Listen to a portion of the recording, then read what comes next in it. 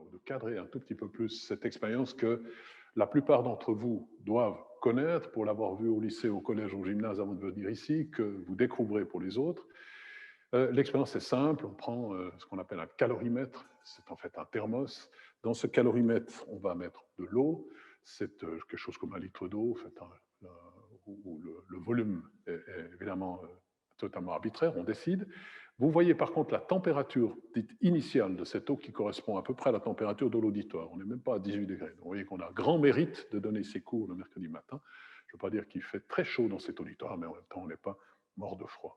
Donc 17,7 ou 8 degrés centigrades, c'est la température dite initiale de ce volume d'eau. Et ce que je vais faire est relativement simple. Encore une fois, vous avez vu cette expérience. Je vais verser ce récipient d'eau, ce volume d'eau, dans le calorimètre. Alors, on va, pour s'approcher à peu près des conditions de l'exercice qu'on vous proposera sur ce thème, mettre un demi-litre d'eau. Voilà, on est à 500 millilitres d'eau. Je vais utiliser le même thermomètre à thermocouple que j'introduis dans ces... Voilà, il y a 557 grammes, en fait, un peu plus que les 500 grammes. Admettons que c'est correct. Donc, l'expérience se fait bien sûr avec beaucoup plus de précision. Et puis, j'enclenche simplement un équipement que vous connaissez bien, c'est la même résistance thermique par effet Joule qui permet de chauffer, par exemple, l'eau du thé.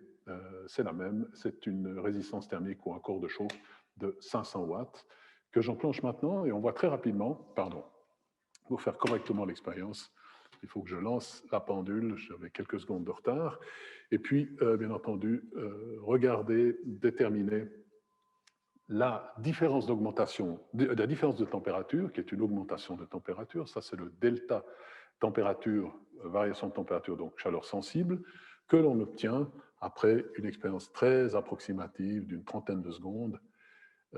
Si vous voyez le chronomètre, qui est un tout vieux chronomètre, mais très précis et facile à visualiser, j'arrête l'expérience après 30 secondes, grosso modo, et on voit que de 18, nous sommes maintenant passés, ça redescend relativement vite, à 21 degrés centigrades. C'est la température, encore une fois, de l'eau dans ce calorimètre. Donc, à l'approximation de l'expérience près, il faut faire, bien entendu, cette expérience de manière beaucoup plus précise. On voit que la température elle-même, elle n'est pas mesurée avec grande précision. Voilà, si je la mesure ici, c'est probablement une température plus correcte. C'est 24 degrés ou 25 degrés centigrades comme température finale. Donc, l'expérience se fait avec beaucoup plus de soin, bien entendu, d'habitude, mais si je résume, on a mis une certaine masse d'eau, on a introduit une certaine quantité de chaleur sensible à l'aide du corps de chauffe, puissance 500 watts, on a observé une variation de température de 18 à, disons, 24 degrés centigrades, c'est-à-dire 6 degrés centigrades, en une trentaine de secondes. Voilà l'expérience faite de manière rapide. Probablement que vous avez fait cette expérience avant de venir ici, à l'EPFL, en vous rappelant que cette expérience est gérée par l'équation que vous voyez encore à l'écran, l'équation de chaleur sensible.